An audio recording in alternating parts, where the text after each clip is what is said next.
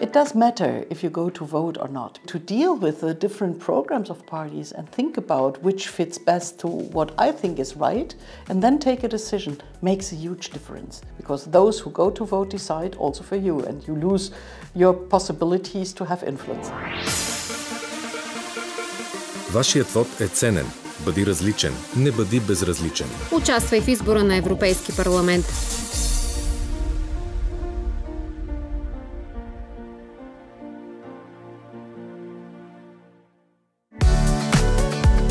With this cooperation between universities from all over Europe, you push for equal or similar standards or a common aim when it comes to exams. When it comes to school education, it's still very difficult because it lies completely in the competence of the member states. We are not able to decide what to do in a school, what the curriculum should look like, what is the content of education. What we can do is to start discussions between the different competent authorities in the member states for education.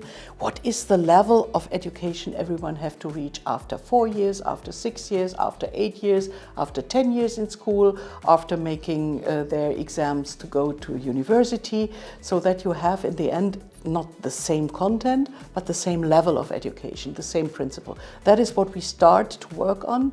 But there must be the willingness of the member states. We just can push for this, we just can make conferences where we show it, because it is so important when you really want to use the freedom of movement we have in Europe. You must also have a freedom of movement in the education field.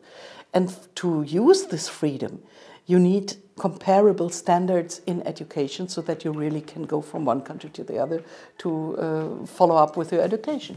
I think that is really essential to have democracy education and political education also in schools. It doesn't have to do anything with party politics per se, but the principle of a democratic system, how democracies are working, to get respect for different opinions as long as they are on the basis of our common values and common rules and democratic principles.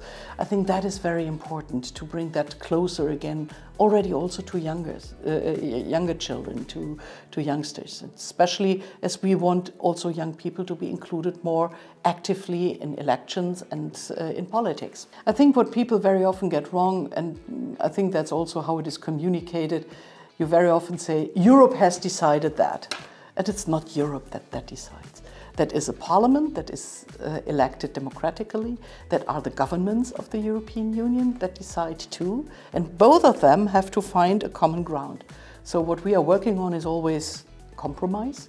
We just can get majorities with compromises because we don't have one political party or group that covers everything. And I think it's very complicated to follow the discussion processes on the European level. So I can understand that people say, oh, it's so complicated, I cannot follow, but it is worth to deal with these issues, to deal which majorities were in favor for a piece of legislation we have made. We have, for example, one example we decided today was the driver's licensing, where we have now an obligation for going to health tests every few years when you have to renew your driver's license. In some countries it's absolutely, especially for the elderly people, not understandable and unacceptable.